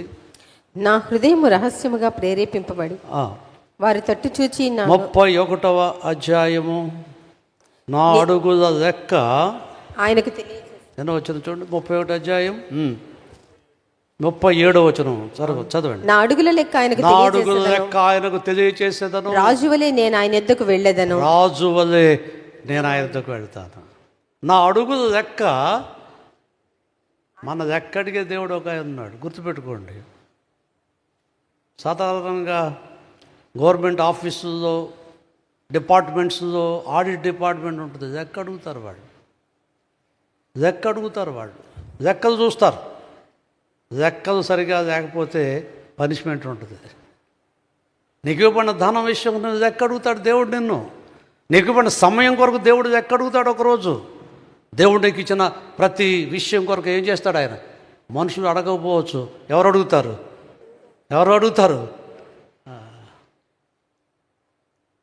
కాకినాడలో దేవుని సేవకుని దగ్గర నేను కొంతకాలం సేవ చేశాను. నా సేవ ప్రారంభంలో సంగతి చెప్తున్నాను. ఆయన డబుల్ఎంఏ లిటరేచర్ చేశాడు, గొప్ప దైవజనుడు. నేను కూడా అక్కడ ఉండేవాడిని. ఆయన ఎక్కడ పంపిస్తే అక్కడికి వెళ్ళి వాక్యం చెప్పాడు. ఓ రోజు 10 రూపాయలు ఇచ్చి, విజయ్ కుమార్ గారు ఈ 10 రూపాయలు తీసుకెళ్ళి పలానా ఊరు వెళ్ళి వాక్యం చెప్పి మిగతా డబ్బులుంటే తీసుకురామని ఇచ్చేయమన్నాడు. 10 రూపాయలు ఏం మిగులుతాయి? బస్సు టికెట్ పెట్టుకోవాలి. సరే వెళ్ళాను. అయితే ఆ ఊరు వాళ్ళు మీటింగ్ అయితే భోజనం పెట్టారు. ఏ పెద్ద కానుక కూడా ఇవ్వలేదు. ఈ 10 రూపాయలు పావదా మిగిలింది. కాకినాడ వచ్చాను నేను. ఒక స్వరం వినపడుతుంది, ఆ పావదా ఆయన ఏమన్నాడు కదా, ఆ పావదా ఇచ్చేయి. ఆయన అడిగింది ఇచ్చేయి అన్న. ఇంకో స్వరం వినపడుతుంది, పావదా కూడా ఇవ్వాలండి ఆయనకి, ఇవ్వక్కర్లేదు, ఇవ్వద్దు పెట్టుకో అన్నాడు. చివరికి స్వరానికి లోబడ్డాను. పరిశుద్ధాత్మక స్వరం ఇచ్చేసాను. అయ్యగారు మీరు ఇచ్చేయమన్నారు కదా, డబ్బులు మిగిలినాయండి, పావదా మిగిలింది అన్నాను. అక్కడ పెట్టి అన్నాడు. ఆ పావదా కూడా తీసుకున్నాడు ఆయన. అంటే ఆయనకి డబ్బులు లేవనుకుంటున్నారా ఏమండి? కానీ ఆ రోజు నాకు నేర్పించాడు. నాకు నేర్పడానికి యథార్థతను నేర్పాడు నాకు. ఏమంటే ఆ రోజు నేను పావదాలో నమ్మకంగా ఉన్నాను. ఆ తర్వాత ప్రభువు ఈ సేవలో ఎంతో మా చేతిలో పెట్టాడు. దేవునికి స్తోత్రం. హల్లెలూయా. ఒక చిన్న విషయంలో నమ్మకంగా నువ్వు ఉంటే దేవుడు పెద్ద వాటి మీద ఆయన కృపను నీ మీదకి తీసుకొస్తాడు. రాత్రి మధ్యాహ్న సమయంలో జారి పడకుండా నా రాజు వలె, యోబు గారు ఏమంటాడు? రాజు వలె నేను ఆయన యుద్ధకు. మనం ఎలా వెళ్ళాలి పరలోకానికి? దరిద్రుడిగా, భిక్షగాడుగా వెళ్ళకూడదు. ఎలా వెళ్ళాలి? అలా వెళితే అసలు రానివ్వరనుకో. అక్కడ రాజుదాగా. నేను అప్పుడప్పుడు చెప్తున్నాను, దేవుణ్ణి యేసయ్య నమ్ముకున్న వాళ్ళందరూ ఎవరు? రాజు. కోరమండల్ ఎక్స్ప్రెస్లో వెళ్తున్నాను నేను, చెన్నై వెళ్తున్నాను. నా ముందు ఒక ఆయన కూర్చున్నాడు, బైబిల్ చదువుకుంటున్నాను నేను. ట్రైన్లో కూడా బైబిల్ చదువుతున్నాను. మీరెవరండి అన్నాడు. మీరేముంటారండి అన్నాడు. ఇదో పెద్ద జాడ్యం మన దేశంలో. ముందేమడుగుతారు? మీరే కులమండి, ఏంటండి? ఇంకోటి అంటారు కొంతమంది, ఇంకో మాట్లాడతారు మీరు 2, 3 అంటారు కొంతమంది. నన్ను అడిగాడు ఒక అతను, మీరు 2, 3 అన్నాడు నన్ను. నాకు అర్థం కాదు ఆ మాట. నేను 5 అన్నాను. 5 అంటే ఆయనకు అర్థం కాదు, 2, 3 అంటే నాకు అర్థం. చివరికి మాట చెప్పాను, మేము రాజులో ఉండాలి నాన్న. దేవుని స్తోత్రం. చప్పట్లు కొట్టి ఎవరు? యేసయ్య నమ్ముకున్న వాళ్ళు ఎవరు? వీఆర్ హెవెన్లీ కింగ్స్ అండి. మనం రాజరికాన్ని ప్రభు మనకి ఇచ్చాడు. మనం ఒక రాజులుగా ఉన్నాం ఈ లోకంలో. మీకు ఇల్లు ఎవరైనా అతికివ్వకపోతే చెప్పండి. ఏమన్నా ఏం చెప్పాలా? రాజులు అని చెప్పండి. దేవుని స్తోత్రం. బైబిల్ ప్రకారం చెప్పండి, అబద్ధమేం కాదు అది. రాజు వలె నేను ఆయన దగ్గరికి ఎలా వెళ్ళాలి? ప్రభు దగ్గరికి రాజులాగా వెళ్ళాలి. రాజు ఎలా ఉంటాడు? టీవీతో ఉంటాడు. రాజు టీవీ అంటారు. దేవుని బిడ్డలు కూడా ఎలా ఉండదు? టీవీ ఉండాలి నీలో. ఏ టీవీ? కలర్ టీవీ కాదు, ఆ టీవీలు ఉంటాయి కొంత. ఏ టీవీ? రాజటి రాజు సైన్యమందు చేరను, ఆ రాజు దివ్య సేవ చేయను. రాజు సైన్యమందు చేరను, ఆ రాజు దివ్య సేవ చేయను. యేసురాజు ముందుగా ధ్వజము బట్టి నడువగా, యేసురాజు ముందుగా ధ్వజము బట్టి నడువగా, యేసుతో టీవిగాను పోదమా, యేసుతో టీవిగాను పోదమా. అడ్డుగా వచ్చు పైరి గెల్వను, యుద్ధనాదంబుతో పోదమా, యుద్ధనాదంబుతో పోదమా. హల్లెలూయా. రారాజు మన ముందు నడుస్తూ ఉన్నప్పుడు నువ్వు వెనక ఒక రాజుగా ఆయన వెనకాల నడుస్తూ ఉన్నా. రాజు టీవీ నీలో ఉండాలి. కాబట్టి రాజు ఎప్పుడైనా వంగిపోయి ఉంటాడా? దుఃఖంలో ఉంటారా? అందుకే రాజు వలె నేను ఆయన యుద్ధకు జారి పడకుండా నా పాదాలు తప్పించామన్నాడు. మేము తప్పించుకున్న తర్వాత మేము వెళ్ళిన ద్వీపం మెలితే అనే మాట అపోస్తలుడైన పౌలు గారు చెప్పాడు. ఎన్నోసార్లు తప్పిస్తాడండి నిన్ను. నువ్వు ప్రభువును ఆనుకుంటే, ప్రభుతో జీవిస్తే అనేక సమస్యల నుంచి తప్పిస్తాడు. అపాయం నుండి, కీడు నుంచి తప్పించేటువంటి గొప్ప దేవుడు. తప్పించుకున్న తర్వాత ఆ మెలితే అనే ద్వీపంలోనికి వెళ్ళినప్పుడు అనాగరికులు ఉన్నారట. అక్కడ చదువురాని వాళ్ళు ఉన్నారు. ఆ మొదటి శతాబ్ద కాలంలో చెప్పాలంటే ఇలిటరేట్స్ ఉన్నారు అక్కడ. వాళ్ళు దైవజనుడికి ఏం చేశారు? వారు చేసిన ఉపచారం అంతా ఇంత కాదు అన్నాడు. దేవుని సేవకులు వీళ్ళందరూ వెళితే వాళ్ళు ఏం చేశారు? ఉపచారం చేశారు, పరిచర్య చేశారు. అయ్యో వీళ్ళు సముద్రం నుండి వచ్చారు, చలి ఎక్కువగా ఉంది అని ఆ ప్రజలు ఉపచారము చేశారు, పరిచర్య చేశారు. దేవుని బిడ్డలారా, ఈ రోజుల్లో నువ్వు ఉపచారం చేస్తున్నావా? పరిచర్య చేస్తూ ఉన్నావా? ఎప్పుడు చేస్తావు పరిచర్య? నిన్ను తగ్గించుకున్నప్పుడు పరిచర్య చేస్తావు. నీలో హ్యూమిలిటీ ఉంటే నువ్వేం చేస్తావు? పరిచర్య చేస్తావు. యేసు ప్రభు అంతటి వారు తన శిష్యుల పాదము ఏం చేశాడు? ఆయన కడిగాడు ఆయన. ఎంత తగ్గింపు ఉంది యేసు ప్రభులో. ఆయన పరిచారము చేయించుకోవడానికి రాలేదు, కానీ ఏం చేయటానికి వచ్చాడు? పరిచర్య చేయడానికి వచ్చాడు. పరిచర్య చేస్తున్నావా? దేవుని మందిరంలో పరిచర్య చేస్తున్నావా? డాక్టర్ పిపి విలియమ్స్ అని హైదరాబాద్ సెక్రటరియట్లో ఆయన సెక్రటరీగా పనిచేశాడు. ఒకసారి ఆయన కలిశాను నేను హైదరాబాద్లో. క్రైస్తవుడే, ప్రభువుని నమ్ముకున్నాడు. ఆదివారం ఎట్టి పరిస్థితుల్లో దేవుని మందిరానికి వెళ్ళేవాడు. దేవుని మందిరానికి వెళ్ళి అందరి చెప్పులు వరుసగా పెట్టాడు. ఐఏఎస్ అండి ఆయన, తక్కువ కదా, ఐఏఎస్ చదివాడు ఆయన, సెక్రటరీ. ఆయన చుట్టూ 10 ఫోన్లు ఉంటాయి. ఆఫీస్లో ఎంత ఉన్నతమైన ఉద్యోగం. ఓ రోజు ఆయన పిఏ వచ్చాడంట ఆయన వెనకాల మందిరానికి. ఈయన చెప్పులు ఉదయంగా పెడుతుండే. సార్ ఆగండి సార్, నేను పెడతాను సార్. మీరేంటి సార్? మీరు ఎవరు సార్? మీరు ఐఏఎస్, మీరు సెక్రటరీ. ఆయన చెప్పిన మాట తెలుసండి, నేను ఆఫీస్లో సెక్రటరీని, కానీ ఇక్కడ ఐ ఆమ్ లే మ్యాన్, నేను మామూలు మనిషిని. అందరి జోళ్ళు అసలు. దేవుని బిడ్డ ద్వారా అంత తగ్గింపు ఉందా నీలో? అసలు తగ్గించుకుంటే గొడవలు ఉండవు. భార్య భర్తల మధ్య ఎందుకు పోరాటాలు? ఎవరు తగ్గించుకోరు, ఎవరు తగ్గించుకోలేనటువంటి స్థితి. తగ్గించుకోవాలి, వినయంతో ఉండాలి. ఉపచారం చేశారని దేవుని యొక్క వాక్యంలో తేటగా చూస్తున్నాం. ఈ మధ్యాహ్న సమయంలో మిలేతులో వారు చేసిన ఉపచారం. అక్కడ ఇంకో మాట ఉంటుంది, ఈ చలికి కట్టెదన్ని ఏరి నిప్పుల మీద కట్టెదేస్తున్నప్పుడు సడన్గా ఏమొచ్చింది? సర్పము వచ్చి పౌలు గారి చేతిని ఏం చేసిందట? పట్టుకుంది. పౌలు గారు వేశాడేమో ఆ కట్టెదు, ఆ చేయి పట్టుకుంది. సరే ఆయన ఏం చేశాడు? నేను ఇందాక చెప్పినాడు, యేసు నామంలో నిన్ను జాడిస్తున్నాను అన్నాడు. జాడించాడు అంతే. ఏ హాని కూడా జరగదు. కొన్నిసార్లు ప్రభు ఈ లోకంలోనే ఉన్నప్పుడు నిన్ను తప్పించేటువంటి హాని పొందకుండా, హాని కలగకుండా ప్రభు నిన్ను ఏం చేస్తాడు? రక్షిస్తాడు. అందుకే పాములను తేళ్లను మీరు ఎత్తి పట్టుకుంటారు అన్నాడు. దేవుని స్తోత్రం చెప్పండి. ఏమండి? దేవుని బిడ్డలు చెప్పండి, నువ్వు హాని పొందవు. హెబ్రీయులకు రాసిన పత్రికలో అపోస్తలుడైన పౌలు ఒక మాట గుర్తు చేస్తారు. తొందరగా చూడండి ఈ మాటలు. 13వ అధ్యాయము, హెబ్రీయులకు రాసిన పత్రిక 13వ అధ్యాయానికి రండి. 5వ వచనం మాట ఉంది.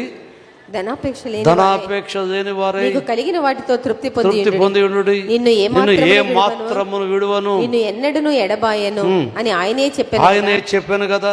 కాబట్టి ప్రభువు నాకు సహాయుడు, నేను భయపడను. నరమాత్రుడు నాకేమి చెయ్యగలడు. ప్రభువు నాకు సహాయుడు అని ఇక్కడ వాక్యంలో పౌలు గారు రాశాడు హెబ్రీ పత్రికలో. నరమాత్రుడు నాకు ఏమీ చేయగలడు. అందుకే బైబిల్ చూస్తే నేను భయపడను, నరమాత్రుడు నాకేం చేయగలడు. మనుషులు నీకేం చేయలేరు. బెదిరిస్తారు కొన్నిసార్లు, భయపెడతారు కొన్నిసార్లు, కానీ వదనేమి కూడా కాదు. నిగ్రోధంగా రూపించబడిన ఏ ఆయుధము ఎవడు వర్తిద్దండి? ఎన్నడు వర్తదు. దేవుని బిడ్డ ద్వారా గమనించండి. ఈ రోజున ఏది నీకు హాని చేయదు. నేను చాలాసార్లు చెప్పాను. నేను లోయర్ సీజర్లో కొంతకాలం సేవ చేశాను. రాజమండ్రి రాకముందు అడవి ప్రాంతంలో ఒక అసిస్టెంట్ ఇంజనీర్ నేను కలిసి ఒకరోజు కొండల మీదకి వెళ్ళి అడవిలోకి వెళ్ళి ప్రార్థన చేస్తున్నాం. మా ఉద్దేశం ఒక గంట సేపు చేసి వచ్చేద్దాం, ఊరికి దగ్గరగా 2 కిలోమీటర్ల దూరం. ఇద్దరం ప్రార్థన చేసి వచ్చేద్దామని వెళితే 6 గంటలకు వెళితే రాత్రి 12 అయింది ప్రార్థన ముగించేసరికి. ఇద్దరమే ఒకరి తర్వాత ఒకరు చేస్తున్నాం ప్రార్థన. ఈ మధ్యలో 10 గంటల టైంలో ఎలుగుబంటి వస్తుంది. అడవి కదండి అది. ఎలుగుబంటి వస్తుంది, సౌండ్ చేసుకుంటూ వస్తుంటే ఏం చేయాలో అర్థం కాదా మాకు. పారిపోదామంటే లేదు, ఊరెక్కడో ఉంది, పైగా నడిచి వచ్చాము అక్కడికి. మరదిద్దరం ప్రార్థన చేశాం. ప్రభా, ఈ క్రూర మృగము మాకు ఏమి చేయకూడదు, ఏ హాని చేయకూడదని ప్రార్థన చేసినప్పుడు అద్భుతంగా దేవుడు దాన్ని తప్పించాడు. దేవునికి స్తోత్రం. ఈ రోజుల్లో మనుషులు నీకేమి చేయలేరు, లోకము ఏమి చేయలేదు. నువ్వు నిలబడినప్పుడు నీ పక్షంగా ఎవరు నిలబడతారు? ప్రభువు నిలబడతాడు. సర్పము పడవేశాడు అంతే. సర్పము అతను చేయి పట్టుకుంది కానీ ఏ హాని చేయలేదు. సాతాను నిన్ను ఏం చేయలేడు. కొన్నిసార్లు సాతాను నిన్ను బెదిరిస్తాడు. ఏమండి, ఈరోజు దేవుని బిడ్డ ద్వారా సాతాను తలను ప్రభు ఏం చేశాడు? యేసుప్రభు చేసిన గొప్ప కార్యం ఏంటి తెలుసా మీకు? సాతాను తలను కలువరి శిలువలో ఆయన ఏం చేశాడు? ఇప్పుడు వాడికి తోకే ఉంది. కొన్నిసార్లు పామును చంపాక కూడా తల చెదగొట్టిన తర్వాత తోక కదులుతూ ఉంటుంది. ఇప్పుడు సైతానికి ఏముంది? ఇప్పుడు ఆ తోక చూసి భయపడిపోతున్నాం మనం. ఆ సైతాన్ కాడండి మాకు ఇదంతా చేస్తున్నాడండి. ఆ సంఘంలో ఒక అబ్రహాం గారిని ఒక ఆయన ఉండేవాడంట. మందిరానికి వచ్చేవాడు, క్రమంగా వచ్చేవాడు. అదేంటో సడన్గా మానేశాడు. ఈ పాస్టర్ గారు చూస్తున్నాడు, ఏంటి అబ్రహాం గారు రావడం మానేశాడు మందిరానికి, బాప్తీసం కూడా ఇచ్చాను, క్రమంగా వచ్చేవాడు, ఎందుకు మానేశాడని ఎంక్వైరీ చేస్తుంటే అతను ఎప్పుడు దొరకలేదు. ఎవరో సైకిల్ మీద దేవుని సేవకుడు వెళుతుంటే ఈ అబ్రహాం గారు బ్రాందీ షాపులో ఉన్నాడంట. బ్రాందీ షాపులో ఉండి ఆ బ్రాందీ అలా నోటి దగ్గర తెచ్చుకున్నప్పుడు చూశాడు దేవుని సేవకుడు. ఓ అబ్రహాం అన్నాడంట. కిందకి దింపేసి, ఏంటయ్యా ఎక్కడున్నావు? ఏంటయ్యా చక్కగా వచ్చేవాడు, ప్రార్థన చేసేవాడు, ఏంటి వీటి త్రాగుబోతుగా ఈ షాపు తిరుగుతున్నావేంటి నువ్వంటే, కొంచెం తెలివైన వాడు ఉంటారండి. అయ్యగారు మీరు వాక్యం చెప్పేటప్పుడు సాతానా నా వెనుకకు వెళ్ళు, నా వెనుకకు వెళ్ళు అని చెప్పేవాడు కదా మీరు. ఇప్పుడు సాతానికి నా వెనుక్కి వచ్చి నన్ను ముందుకు తోశాడండి. ఎక్కడికి? బ్రాందీ షాపులోకి. తప్పు నాది కాదండి అయ్యా, ఎవడదే? ఆ సైతాన్ గాడిదేరండి. కొంతమంది ఏదో పాపంలోకి వెళ్ళిపోయి నాదేం లేదండి, ఆ సాతాన్ గాడు నన్ను ఏం చేస్తున్నాడు? శోధిస్తాడు. కానీ దేవుని బిడ్డలు సైతాన్ని ఏం చేయాలి? హాని పొందనటువంటి పరిస్థితులు చాలా విషయాలు ఉన్నాయి, కానీ తొందరగా ముగిస్తున్నాను. అయితే దేవుని వాక్యంలో మనం చూసినప్పుడు ఆ మిలేతు అనే ద్వీపంలో పొప్లి అనే ఒక సహోదరుడు ఉన్నాడు. చదవండి ఒకసారి 28వ అధ్యాయంలో ఆ మాట. పొప్లి అని ఒకడు ఆ ద్వీపంలో ముఖ్యుడు. అతనికి ఆ ప్రాంతంలో భూములు ఉండెను. అతడు మమ్మను చేర్చుకొని 3 దినములు స్నేహభావముతో ఆతిథ్యం ఇచ్చాను. పొప్లి అతని పేరేంటంటే ద్వీపంలో అతడు చాలా ముఖ్యమైన ఇంపార్టెంట్ పర్సన్. ఒకవేళ నేను అనుకుంటున్నాను ఆ యొక్క ద్వీపానికి అతనే ముఖ్యమైనటువంటి వాడు. రాజమండ్రి కార్పొరేషన్ ఉంటుంది, కమిషనర్ గారు ఉంటాడు. ఆంధ్రప్రదేశ్ ముఖ్యమంత్రి గారు ఉంటారు. వీళ్ళందరూ ముఖ్యులు. విఐపీస్ అంటారు వీళ్ళందరినీ, వివిఐపి అంటారు.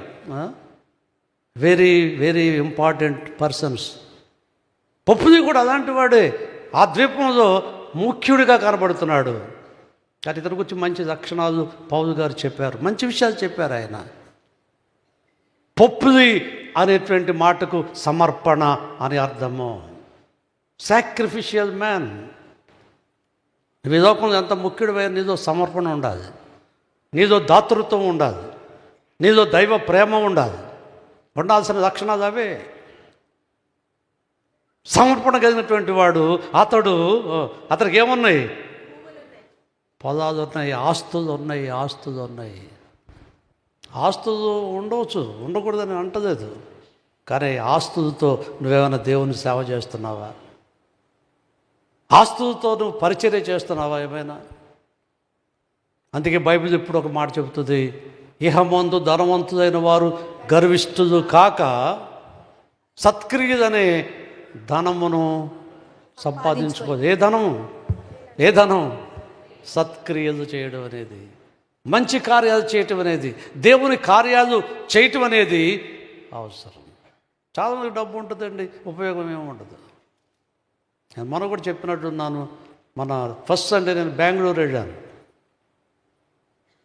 ఒక దేవుని సేవకుడు ఒక బ్రదర్ నన్ను ఆరాధన తీసుకెళ్తున్నప్పుడు ఒక చోటకు వచ్చేసరికి ఎంజీ రోడ్డు, అది మహాత్మా గాంధీ రోడ్డు, అంటే చాలా ముఖ్యమైన రోడ్డు బెంగళూరులో. అయ్యగారు ఈ పక్కన చూడండి అన్నాడు.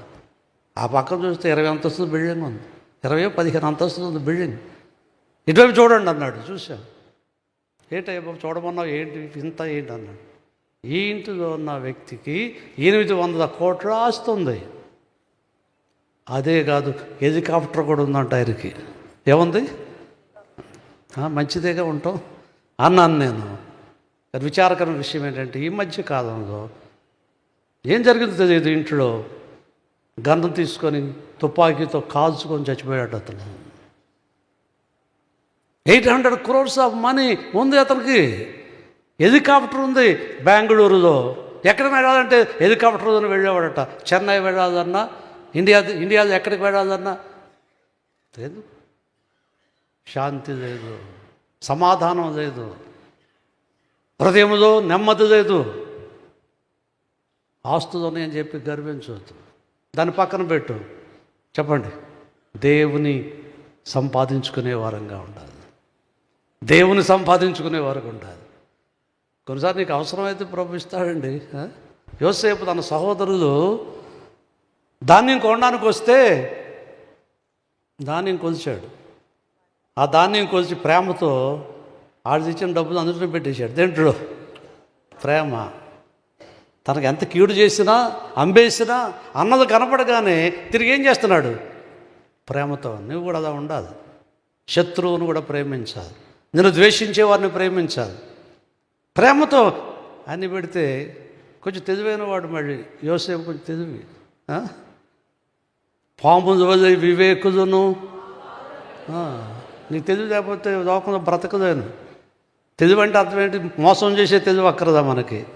దైవికమని ఏముండదా? యోసేపు తను మరుగుపరుచుకున్నాడు. ఏంటయ్య బాబు మీరు వచ్చినట్టు కాకుండా మా యజమాని యొక్క వెండికిని తీసుకెళ్ళిపోతున్నారేంటి? వెనకాల పంపించాడు.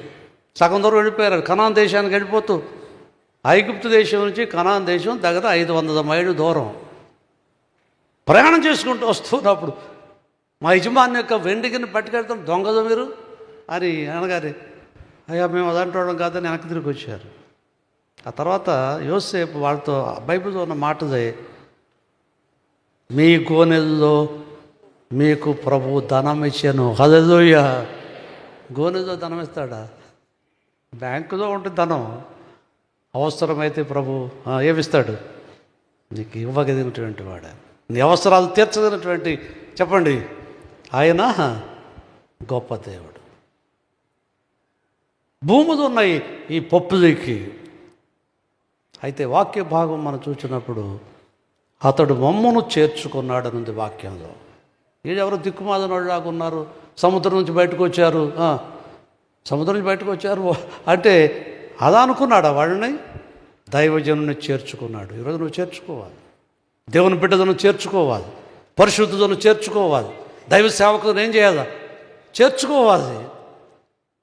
ఒక మాట అంటాడు, మిమ్మును చేర్చుకునేవాడు ఎవరిని? దొంగోడనా?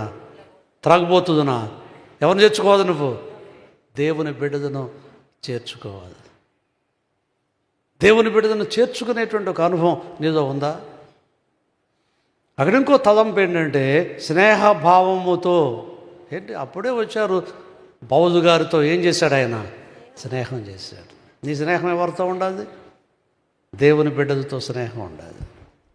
మన సహవాసం యోహాను పత్రికలో ఉంటుంది. మన సహవాసం అయితే తండ్రితోను ఆయన కుమారుడైన యేసుక్రీస్తుతో కూడా ఉన్నది.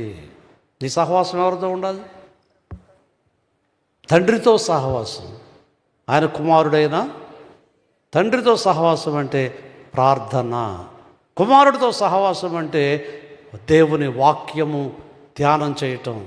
మూడవదిగా అన్యోన్య సహవాసం. ఏ సహవాసం? దేవుని బిడ్డది ఏ సహవాసం? చెప్పండి. క్రైస్ట్ వర్షిప్ సెంటర్ అనేది చర్చ్ అన్నాం మనం. This is the God's family. కుటుంబం. ఒక కుటుంబంలో ఏముంటుంది? అన్యోన్యత. భార్య భర్తతో క్రొత్తగా వివాహం చేసుకున్నాడు ఎలా ఉంటారు? పెళ్ళి 2 రోజులు అందంట భర్తనే మైసూరు పాకం తినాలని అందంట భర్తనే. ఈయన రాజమండ్రి నుంచి మైసూరు వెళ్ళిపోయాడు. ఎందుకు? మైసూరు పాకం అందగా అక్కడికి మైసూరు పాకం రాజమండ్రి దొరకదా? అదేంటో ప్రేమ అడిగింది కాబట్టి మైసూరు వెళ్ళిపోయాడు. సంవత్సరం అయ్యాక తలనొప్పి వస్తుందండి. మీ అమ్మగారింటికి వెళ్ళు. ఏమైంది? ప్రేమ తగ్గిపోయింది. ప్రేమహీనత పెరిగిపోయింది ఈ రోజుల్లో. అన్యోన్యత ఉండాలి. ఏముండదా? అన్యోన్యత ఉండాలి. అందరికి అన్యోన్యంగా ఉంటున్నారా? అన్నదమ్ములు ఎలా ఉండదా? అన్యోన్యంగా ఉండాలి. అక్క చెల్లెళ్ళు ఎలా ఉండదా? తోడు కోడళ్ళు ఎలా ఉండదా? ఉన్నావా? సైతాన్ని నిన్ను మోసం చేస్తున్నాడేమో, అన్యోన్యతను దొంగిలిస్తున్నాడేమో. దేవుని బిడ్డ ద్వారా దేవుని కొరకు అన్యోన్యత. నేను కేరళ వెళ్ళినప్పుడు కొచ్చిన్లో ఒక ఇంటికి వెళ్ళాను. జస్సీ గారు మేము అందరం వెళ్ళాం. కొచ్చిన్లో ఇంట్లో మీటింగ్ జరిగింది. వాడెవరో మాకు తెలియదు, ఆహ్వానించారు. జస్సీ గారు వచ్చారని ఆహ్వానిస్తే ఆ ఇంట్లో కేరళ మలయాళీస్ వాళ్ళు, ఆంధ్ర వాళ్ళు కాదు. నిజంగా ఎంత ప్రేమ చూపించారో వాళ్ళు, ఎంత అన్యోన్యత. దేవుని బిడ్డ ద్వారా దైవ జీవనను చేర్చుకున్నారు ఆ కుటుంబంలో. ఏమండి? ఆతిథ్యం ఇచ్చారు. జీవితంలో కూడా నువ్వు ఆతిథ్యం చేసే వ్యక్తిగా ఉన్నావా? స్నేహభావం ఉండాలి. స్నేహించే మనసు నీకు ఉండాలి. అందుకే వాక్యం మనం చూస్తే దుష్ట సాంగత్యము మంచి నడవడిని యవనస్తులు చాలా ఎందుకు పాడైపోయే రోజుల్లో నీ సహవాసము సరిగా ఉందా? దుష్ట సాంగత్యంలో ఉన్నావా? దేవుని వాక్యాన్ని మనం అంగీకరించేటువంటి వారుగా ఉండాలి. మంచి సహవాసాన్ని ఎన్నుకోవాలి. కొంతమంది అంటారు, ఏ సంఘం అయితే ఏంటంటే మా ఇంటి పక్కనే ఉంది. ఇందాక మన యెహోషువ గారు చదివారు 26వ కీర్తన, దుష్టుల సంఘము నాకు అసహ్యము. సహవాసము నీతిమంతులతో చేద్దాం, పరిశుద్ధులతో స్నేహం చేయి, నువ్వు కూడా పరచబడతావు. దుష్టులతో స్నేహం చేస్తే నీదో దుష్టత్వం పెరిగిపోతూ ఉంటుంది. D.L. Moody అనే భక్తుడు చెప్పాడు, tell your friend then I will tell you what you are. నీ స్నేహితుడు ఎవరో చెప్పు, నీ గురించి నేను చెప్తాను అన్నాడు. అంటే మన స్నేహితుడు ఎవరో మనదంటేవాడు. నేను మారు మనసు పొందకముందు నా చుట్టూ 20 మంది స్నేహితులు ఉండేవాళ్ళు, భయంకరమైన వ్యక్తులు వాళ్ళు. విజయవాడలో ఆ రోజుల్లో ఏమండి, తెల్లదారితే చంపుకోవడాలు, చంపేసి రోడ్డు మీద పడేసేవాడు, మర్డర్ కేసులు, ఆడ జేబుల్లో కత్తులు ఉండే, రౌడీ షీటర్స్గా ఉండేవాడు. సరే ఏంటో ఆ సహవాసం అలా నడిచింది నాకు. అంటే నేను అలాంటి వాడిని అవలేదు, కానీ వాళ్ళతో స్నేహం. నా జీతం రాగానే వచ్చేసేవాడు అందరూ, ఇంకా అందరూ వెళ్ళిపోయి క్లబ్కి, సినిమాలకు, షికారులకి తిరిగేవాడు. దేవుని బిడ్డ ద్వారా ఏ రోజైతే ప్రభువు నా హృదయంలోకి వచ్చాడు, మార్పు చెందాను, గుడ్ బై చెప్పాను. నేను స్నేహితుల ద్వారా నేను చనిపోయానని చెప్పాను. దేవుని స్తోత్రం. ఆ రోజు నుంచి నా స్నేహితుడు ఎవరు? దేవుని బిడ్డది, పరిశుద్ధుది, దైవ సేవకుడు. డ్యూటీ దిగటం, పాస్టర్ గారి ఇంటికి వెళ్ళడం, అయ్యగారు ఈరోజు ఎక్కడ ఉందో మీటింగ్, మంగళగిరిలో ఉందయ్యా, ఇంకెక్కడో ఉందయ్యా, అర్ధరాత్రి ఎప్పుడు ఇంటికి వచ్చేవాడిని. నేను అర్ధరాత్రి ఇంటికి వచ్చేవాడిని. దేవుని సన్నిధానంలో అర్ధరాత్రి వచ్చేవాడు. దేవుని సేవకులతో సహవాసం ఉండేది. ఉందా నీకు సహవాసం? పరిశుద్ధులతో సహవాసం చేస్తున్నాం. అందుకే పొప్పుది స్నేహ భావముతో స్నేహం చేశాడు. మరి ఇంకొక తలంపు ఏంటంటే అక్కడ చూడండి వాక్యంలో, ఆతిథ్యం ఇచ్చాను. ఏం చేశాడు? ఆతిథ్యం ఇచ్చాడు. హాస్పిటాలిటీ ఉంది పొప్పుదిలో. నువ్వు కూడా హాస్పిటాలిటీ ఉందా నీలో? ఆతిథ్యం ఇస్తున్నావా? బైబిల్ ఒక మాట ఉంటుంది, ఆతిథ్యము చేయ మరవకుడి. మర్చిపోకూడదు. అలాంటి ఆతిథ్యం చేయటం మర్చిపోకూడదు, పెట్టడం మర్చిపోకూడదు, నీ గుప్పులు విప్పటం మర్చిపోకూడదు. ఎన్నిసార్లు అయినా ఏం చేయాలా? ఆతిథ్యం చేయాలి. దైవ సేవకులకు ఆతిథ్యం, పరిశుద్ధులకు ఆతిథ్యం. గాయుని గురించి ఒక మాట ఉంటుంది బైబిల్లో, యావత్ సంఘానికి ఆతిథ్యం చేశాడంట ఆయన. అంటే యావత్ సంఘానికి ఏం పెట్టాడు? భోజనాలు పెట్టాడు ఆయన. దేవుని సన్నిధిలో ఆతిథ్యం చేయడం. ఒక సహోదరి రక్షణ పొంది విశ్వాసం నడుస్తూ ఉంటూ ఓ దేవుని సేవకుడిని భోజనానికి పిలిచిందట. అయ్యగారు రేపు మంగళవారం మా ఇంటికి వచ్చి భోజనం చేయండి, ప్రార్థన చేసి వెళ్ళండి అంటే, ఈ పాస్టర్ గారు మతిమరిపోడు, ఈయన సోమవారం వెళ్ళిపోయాడట. రాసుకోవద్దా డైరీలో? రాసుకోదా? సోమవారం వెళ్ళిపోయాడట. కూర్చున్నాడు. వెళ్ళిపోయేగారు చూసింది ఆమె. వెంటనే దేవుని సేవకుడు వచ్చాడని వెంటనే అయ్యగారు కూర్చోండి అంది. కిచెన్లోకి వెళ్ళిపోయి త్వరగా భోజనం సిద్ధపరిచింది, టేబుల్ మీద తీసుకొచ్చింది. తినండి, భోజనం చేయండి అని చేసి ప్రార్థన చేయండి అంటే ప్రార్థన చేశారు. ఏదో కానుక, దేవుని సేవకుడు వచ్చాడు కాబట్టి ఏదో ఆఫరింగ్, వట్టి చేతులతో పంపకూడదు దేవుని సేవకుడని ఇచ్చింది. మళ్ళీ ఒక మాట చెప్పింది, నేను మిమ్మల్ని పిలిచింది రేపు మంగళవారం రమ్మన్నాను, మీరు ఇవాళ వచ్చారు, మంచిదే, రేపు కూడా వచ్చి భోజనం చేసి ప్రార్థన. ఆశ్చర్యపోయాడట. అదే ఆతిథ్యం. ఈ మతిమరుపోడు దిక్కుమాదనుడు సోమవారం వచ్చేసాడు అనుకుందా? ఆతిథ్యం చేయాలి. ఎన్నిసార్లు అయినా నీకున్నది పెట్టే చేతిని ప్రభు ఏం చేస్తాడు? ముడుచుకునే చెయ్యి ఎండిపోద్దండి, ఎండిపోద్ది. పెట్టు దేవుని బిడ్డలను ప్రేమించి దేవుని కొరకు ముందుకు సాగిపోయేటువంటి అనుభవం, ఆతిథ్యం చేయటం అనేటువంటిది మనం నేర్చుకోవాలి. చివరిగా మనం ఆలోచిస్తే దైవజనుడు పౌలు గారు అక్కడ పొప్పు యొక్క తండ్రి జ్వరముతో రక్త భేదితో బాధపడుతున్నప్పుడు దైవజనుడు ప్రార్థన చేశాడు. ఏమండి, నువ్వు చేసిన కార్యాలు ఒట్టిగా పోవు, నువ్వు చూపిన ప్రేమ ఒట్టిగా పోదు, నువ్వు చేసిన పరిచర్య ఒట్టిగా పోదు. ప్రభు ప్రతిఫలం ఇస్తున్నాడు. ఆ గృహంలో స్వస్థత, అతని తండ్రికి స్వస్థత ప్రభు ఇచ్చాడు. జ్వరంతో బాధపడుతున్నప్పుడు ప్రభు అతన్ని దైవజనుడు ప్రార్థన చేస్తే స్వస్థత. మా సేవా అనుభవంలో ఎంతోమంది చెప్పగలను నేను, ఎంతోమందిని ప్రభు స్వస్థపరిచాడు. దేవునికి స్తోత్రం. మేము ప్రార్థన చేసాం, జాన్ వెస్లీ గారు ప్రార్థన చేశారు. మేము ప్రార్థన చేసినప్పుడు దేవుడు స్వస్థతను ఇచ్చాడు. స్వస్థతే కాదు, మార్పు కలిగించాడు ఎంతోమంది. ఏమండి, త్రాగుబోతులు మార్పు చెందారు చాలా ప్రాంతాలు, సాక్ష్యాలు చెప్తున్నారు. మన జంగారెడ్డిగూడెం వెళ్ళాను నేను, ఒక సోదరుడు సాక్ష్యం చెప్తున్నాడు, అయ్యగారు క్రైస్తవ సెంటర్కి వచ్చి వాక్యం విన్నాక అద్భుతంగా నేను మార్పు చెందానండి, దేవుడు నా కుటుంబాన్ని దీవించాడు. ఈరోజు నీ జీవితంలో గొప్ప కార్యాలు, దేవజీవులు ప్రార్థన చేస్తే దేవుడు గొప్ప కార్యాలు జరిగిస్తాడు, స్వస్థత కార్యాలు జరిగిస్తాడు, ఆర్థిక ఇబ్బందుల నుంచి విడుదల చేస్తాడు, సమస్యల నుంచి ఏం చేస్తాడు ఆయన. ఎంత గొప్ప. పాస్టరమ్మ గారి గురించి ఒక సాక్షి చెప్ప ప్రార్థన చేస్తే ఎంతోమంది స్త్రీలకు గర్భఫలం ఇచ్చాడు. దేవునికి స్తోత్రం. పిల్లలు కదిగారంటే చాలామంది ఈరోజు ఆ పిల్లలు ఎత్తుకొని వస్తూ ఉన్నారు.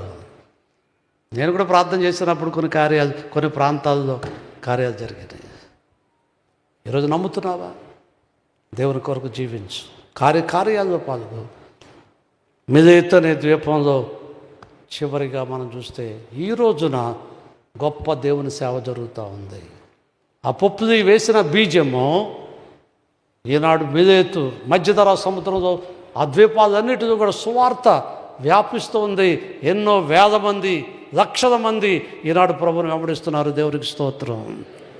నీ ఒక్క సమర్పణ ద్వారా, నీ ఒక్క దేవుని మీద ప్రేమ చూపించడం ద్వారా, పరిచర్య ద్వారా, ఆత్మ విషయాన్ని భారము నీకుంటే నీ ద్వారా దేవుడు కొన్ని కార్యాలు చేస్తాడు. సువార్త వ్యాపించింది. ఈనాడు ఆ ప్రాంతాలు మనం వెళితే దేవుడు ఎంత గొప్ప ఉజ్జీవాన్ని ఈనాడు తీసుకొస్తున్నాడు. మనందరికీ ఒక ఆశ ఉండాలి. చివరిగా చెబుతున్నాను, రక్షించుట కొరకే. ఎందుకు రక్షించాడు దేవుడు నిన్ను? నువ్వు అనేకులను ఏం చేయాలా? రక్షించాలి. అంతేకాని తినేసి నిద్రపోవటం కాదు. సమయం ఉన్నంత వరకు దేవుడు ఇచ్చిన అవకాశం కొరకు ఏం చేయాలా? పని చేయి, సువార్త పని చేయి, సేవ చేయి, దేవుని సేవ. కొన్ని ఆత్మలను ఏం చేద్దాం? ప్రభు దగ్గరికి ఏం చేయాలా? రక్షణలోకి మనం నడిపిస్తాం. దేవుని బిడ్డ ద్వారా ఈరోజు ఆ విశ్వాసంలో మనందరం ముందుకు సాగిపోవాలని ప్రభు తేటగా మాట్లాడుతున్నాడు. ఒకసారి చెప్పాను, స్టాన్లీ జోన్స్ అనే ఒక దేవుని సేవకుడు అమెరికా దేశంలో గొప్ప సేవ చేశాడు. ఆయన స్టాన్లీ జోన్స్. ఆయన భారతదేశంలో కూడా వచ్చి నార్త్ ఇండియాలో గొప్ప సేవ చేశాడు. హిమాచల్ ప్రదేశ్, తర్వాత కొన్ని ప్రాంతాల్లో, ఉత్తరాఖండ్లో అక్కడక్కడ సువార్త పరిచర్య చేశాడు. ఎంతోమందిని ప్రభు యొద్దకు నడిపించాడు. స్టాన్లీ జోన్స్ ఆయన పేరు. దేవుని కొరకు నమ్మకంగా సేవ చేసినప్పుడు ఎంతోమంది సాధువులు కాషాయ పట్టు వేసుకుంటాడు, అవన్నీ విడిచిపెట్టేసి యేసయ్య దగ్గరకు వచ్చారు. దేవునికి స్తోత్రం. రక్షణ పొందారు ఆ ప్రాంతంలో. ఆయన ఒక స్టోరీ చెప్పాడు. ఆయన చూడలేదు కానీ ఆయన ఒక పుస్తకంలో రాశాడు. ఒక డాక్టర్ గారు ఆయన కారులో వెళుతుంటే వీధి ప్రక్కన ఒక గాయాలతో నిండిన కుక్క పడి ఉందట. కుక్క పడి ఉంటే డాక్టర్ గారు కదా, అయినా కొంచెం కనికరం ఉంటుంది. డాక్టర్ గారికి ఏముంటుంది? జాలి. చూశాడు దాన్ని. అయ్యో ఈ కుక్క, ఈ డాగ్ బాధపడుతుందని చెప్పి కారు ఆఫ్ చేసి ఆ కుక్కను కారు ఎక్కించుకొని హాస్పిటల్ కూడా ఉంది, ఈ గృహము హాస్పిటల్, ఇంటికి తీసుకొచ్చాడు. దాని గాయాలు కట్టాడు, మందు వేసాడు, అన్నీ చేశాడు. ఒక వారం రోజులకి ఆ గాయాలు తగ్గిపోయినాయి. ఆ కుక్క స్వస్థత పొందింది. ఆ తర్వాత జరిగిన విషయం ఏంటంటే, ఒకరోజు ఆయన బైబిల్ చదువుకున్నాడు, క్రైస్తవుడే. ఆ గేటు దగ్గర 2 కుక్కలు దెబ్బలాడుకుంటున్నాయట. 2 కుక్కలు దెబ్బలాడుకుంటూ ఉంటే ఆయన బైబిల్ చదువుతూ అలా చూస్తే అందులో తాను బాగు చేసిన కుక్క ఒకటి ఉంది. అది ఇంకో కుక్కని లోపలికి దాక్కొస్తుంది. ఆ భాష అర్థమయ్యి ఈయన ఏమనుకున్నా అంటే, ఆ కుక్క భాష అర్థమయ్యి ఈ బాగుపడిన కుక్క ఏం చేసిందంటే, అవతల కుక్క కూడా గాయాలు ఉన్నాయట, దెబ్బలు ఉన్నాయట. ఇది చెప్తుంది దానికి, ఇదిగో నీకు దాకా నాకు కూడా దెబ్బలు ఉండయి, గాయాలు ఉండయి. ఈ డాక్టర్ గారు నన్ను ఏం చేశాడు, స్వస్థపరిచాడు, నువ్వు కూడా రా స్వస్థపరిచా. అదేమంటుంది, నేను రాను, నేను ఇలాగే ఉంటానంటుంది. ఏది మొత్తం చెవి పట్టుకొని వెనక్కి లోపలికి దాక్కొచ్చిందంట. డాక్టర్ గారు చూశాడు, దానికి మందు వేసాడు, గాయాలు కట్టి. ఇప్పుడు ఎన్నైనా, ఒకటికి ఎన్నైనా. ఇక రోజు జరిగేది ఏంటి తెలుసా మీకు, ఈ 2 కుక్కలు వీధిలోకి వెళ్తున్నాయి, 2 కుక్కలు 4 కుక్కలు వీధిలోకి వెళ్తున్నాయి, 4. అసలు ఒకరోజు మనుషులు హాస్పిటల్, అది ఏ హాస్పిటల్ అయిపోయింది. ఆ స్టోరీ చెప్పాడు ఆయన. ఆ కుక్కకి ఎంత కృతజ్ఞత ఉందో చూసారా. ఈ డాక్టర్ నన్ను బాగు చేశాడు, నిన్ను కూడా. అదే దేవుని బిడ్డ ద్వారా నువ్వు బాగుపడినప్పుడు ఇతరులను బాగు చేయాలి, కుటుంబాలు బాగు చేయాలి, వ్యక్తులను బాగు చేయాలి, లోకంలో ఉన్నవాడు బాగు చేయి. దేవుడు నిన్ను వాడుకుంటాడు, బలపరుస్తాడు. సువార్త సత్యంలో ముందుకు సాగిపోతాం. లేచిన పడండి, ప్రార్థన చేద్దాం. పప్పుది ఆతిథ్యం చేశాడు. తన భూములు ఉన్నప్పటికీ దేవుని కొరకు సమర్పించుకున్నటువంటి వ్యక్తిగా ఆయన ముందుకెళ్ళాడు. ఈరోజు నువ్వు వెళ్తావా? మెదితే అనే ద్వీపంలోనికి వచ్చాము, మేము తప్పించుకున్నాం, దేవుడు మమ్మల్ని తప్పించాడు. ఈరోజు నువ్వే అపాయంలో, సమస్యల్లో, కేసుల్లో, మరి పరిస్థితుల్లో ఉన్నావా? నేను తప్పించగలిగిన దేవుడు ఉన్నాడు. ఆయనకు అప్పగించుకోసో నీ జీవితాన్ని, ఆయన వైపు తేరి చూద్దాం. ఆయన మనల్ని తప్పిస్తున్నాడు, సహాయం చేయగలిగినటువంటి వాడు. ఆయన జీవితంలో నూతన పరిచేటువంటి గొప్ప దేవుడు. అందరూ ప్రార్థన చేద్దాం, అందరూ ప్రార్థన చేద్దాం. ఆయన ప్రేమ ఉన్నతమైనటువంటి ప్రేమ. ప్రాణాన్ని తప్పించావు ప్రభువా, మరణాన్ని నుంచి తప్పించావు ప్రభువా, పాదాలు తప్పించావు ప్రభువా. ఆయన వైపుగా ఈరోజు తేరి చూస్తున్నావా? ఇంకెక్కడ ఇరుక్కొని పోయావు? ఇంకెక్కడ నీ పరిస్థితి సరిగా కనపట్లేదు? ఆయన వైపు మన హృదయాన్ని తెరిచి ప్రార్థన చేద్దాం. మన ప్రేమించే దేవుడు ఉన్నాడు, ఆయన సన్నిధానంలో నూతన పరచబడదాం. అందరూ ప్రార్థన చేద్దాం, అందరూ ప్రార్థన చేద్దాం. ప్రభు సన్నిధానంలో విశ్వాసంతో ప్రభుని అడుగుదాము. సాతాను శోధన అధికమైన సొమ్మసిల్లక సాగి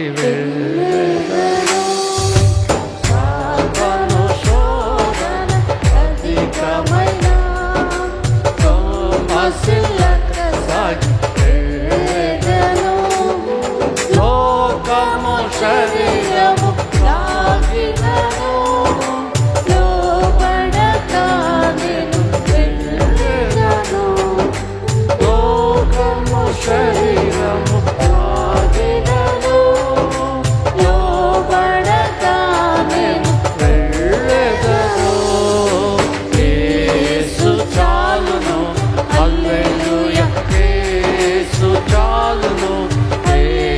సమయమైన స్థితికైనా నా జీవితములో యేసు చాలును.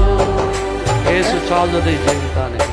ఆయనతో నీ స్నేహం చాలు. ఈ లోకం ప్రభువా, నీతో స్నేహం చేయాలి, నీ బిడ్డలైన వారితో స్నేహం చేయటం నాకు నేర్పించుకోవాలి. ప్రార్థన అందరూ ప్రార్థన చేస్తున్నప్పుడు మన